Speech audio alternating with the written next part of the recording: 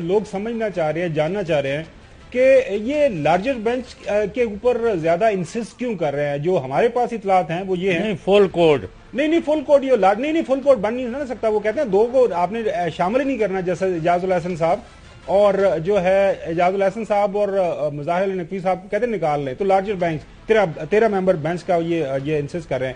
اس کے پیچھے بابر اعوان صاحب جو میرے پاس اطلاعات ہیں وہ یہ ہے کہ یہ بینچ بنے گا تو وہاں پہ پھر یہ مختلف اور کوشچن اٹھائے جائیں گے. جی پنجاب اسمبلی کیوں توڑی گئی، اس کے بعد جناب اعلیٰ وہ آپ کو پتا ہے پہلے وہ جو ایک آئین کو ری رائٹ کیا گیا 63A کے حوالے سے، اس مسئلے کو بھی زیر بحث لایا جائے گا. تو پھر ایونچولی بحث کسی اور جگہ لے جایا جائے گی. آپ کے پاس کیا خبر ہے؟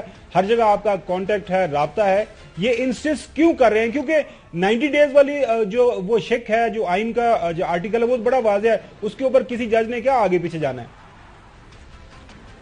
دیکھیں، جو سپریم کورٹ کا آپ کہتے ہیں نا کہ وہ یہ کہتے ہیں پھر یہ ہو جائے گا، پھر وہ ہو جائے گا، اور پھر یہ نہیں ہوگا، یہ کچھ بھی نہیں ہوگا.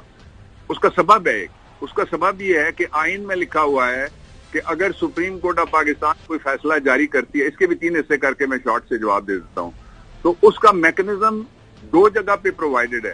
ایک میکنزم ہے آرٹیکل 188 میں، جس کے ذریعے سے نظر ثانی کی، یعنی دوسری نظر سے دیکھ لیں، اس کو ریویو کر لیں، وہ اپیل کی جا سکتی ہے، نمبر 1.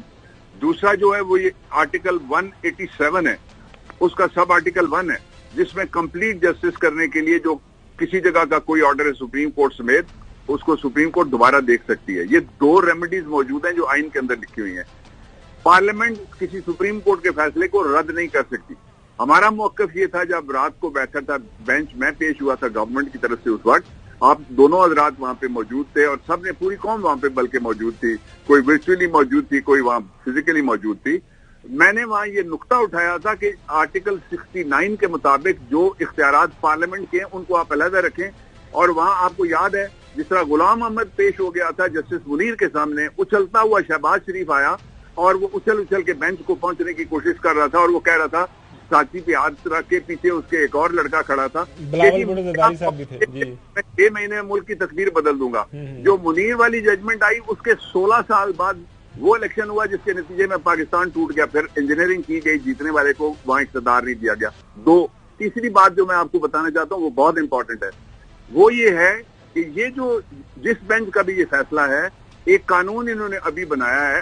اب اس جہالت کی کوئی ان کو داد دے، یا اس کو کیا کہا جائے، تجاہل عارفانہ کہہ دیا جائے، یا چودھری غلام حسین صاحب کو اچھا لفظ اور بتا سکتے ہیں، اردو کا میں ہمارے سینئر ہیں، کہ ایک طرف وہ یہ کہتے ہیں کہ سپریم کورٹ کے اندر، اور اس پہ ججمنٹ میں آپ کو بتانے لگا ہوں کہ سپریم کورٹ کے اندر سارے کے سارے بینچ پورے جج بیٹھ کے ایک فل کورٹ بیٹھے اور یہ اس کا فیصلہ کرے، تو ریویو کون سنے گا؟ 188 آپ نے ریڈنڈنٹ کر دیا. سارے اگر بیٹھ گئے تو ریویو تو اللہ میاں کے پاس پھر لائی کرے گا نا، زمین پہ تو طاقت ختم ہوگی. جی بابر اعوان صاحب، چودھری غلام حسین صاحب آپ سے سوال کرنا چاہ رہے ہیں. ایک سیکنڈ، ایک پہلو یہ. دوسرا یہ ہے کہ ان کا اپنا، میں جو کہتا تھا نا جہالت ہے یا تجاہل عارفانہ، ان کا اپنا بنایا ہوا قانون یہ کہتا ہے کہ جو 184(3) یا سو موٹو کا جو بھی فیصلہ ہے اس کے خلاف اپیل دیں. سارے جج بیٹھ کے تو اپیل کہاں ہوگی؟ اللہ میاں کے پاس. اور زمین پہ اگر ہوگی تو پھر ایک ہی بچتا ہے ہمارے پاس شیر، جو نواز شریف ہے، کہ اس کے پاس اپیل کر دیں گے. باؤ جی تھوڑا کی خیال ہے، موڈ تھوڑا کی حال ہے. یہ ایسا موقف ہے جو itself it's destructive view which is taken by the government. یہ پڑھتے لکھتے کوئی نہیں ہے، یہ تقریروں پہ یقین کرتے ہیں، اور تقریریں بھی وہ جو خبر اور سرخی اور ٹکر بنا سکیں. جی صاحب. ڈاکٹر بابر اعوان صاحب معاف کرنا، we are very fond of you, آپ بڑی کلیئرٹی سے بات کرتے ہیں، لیکن لوگ یہ پوچھتے ہیں کہ اگر ہو سکتا ہے کہ مسلم لیگ نون اور ان کے پی ٹی ایم کے ساتھی جو ہے ان کے موقع میں کوئی صداقت ہو کہ جی فل کورٹ بن جائے یا لارجر بینچ بن جائے، یہ 3-4 ہے، 2-3 نہیں ہے، فلاں ہے، ڈمکان ہے، اور وہ جو 8 ہیں وہ میجارٹی نہیں ہے، وہ جو 6 ہیں یا 7 ہیں وہ میجارٹی ہے. انہوں نے کوئی نئی گنتی ایجاد کر لی ہو ان بٹوین، تو وہ اصل الیکشن کی طرف کیوں نہیں آتے کہ 90 دن میں الیکشن کرانے سے وہ نہیں.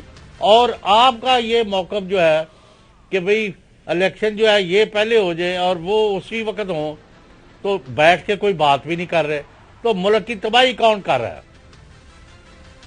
لیکن 2 صورتیں اور سپریم کورٹ معاف کرنا، وہ اتنا ان کے بارے میں لینینٹ ویو کیوں لے رہی ہے؟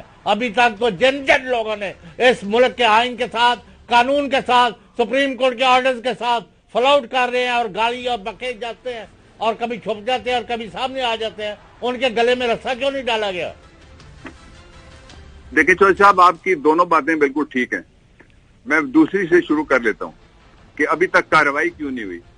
دس is what exactly the government wants and the P D M wants. وہ چاہتے ہیں کہ الیکشن کی طرف توجہ چھوڑ کے جو سپریم کورٹ آف پاکستان کر رہا ہے اس وقت، اور جس فیصلے کے نتیجے میں انشاءاللہ الیکشن ہوگا، جو مرضی کر لیں، یہ الٹے لٹک جائیں کسی بورڈ کے درخت کے ساتھ یا ٹالی کے اوپر چڑھ جائیں، تب بھی الیکشن ہو جائے گا. یہ میں آپ کو بتا رہا ہوں.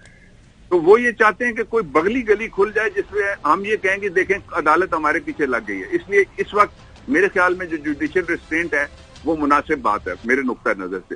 لیکن یہ موجود ہے. آپ کو یاد ہوگا کہ توہین عدالت کے 2 سال بعد، 8 مہینے بعد، 6 مہینے بعد یہ سارے کے سارے کیسز پہلے بھی کھلے ہوئے ہیں. یہ ضروری نہیں ہے کہ اگلے دن ہی کھل جائے.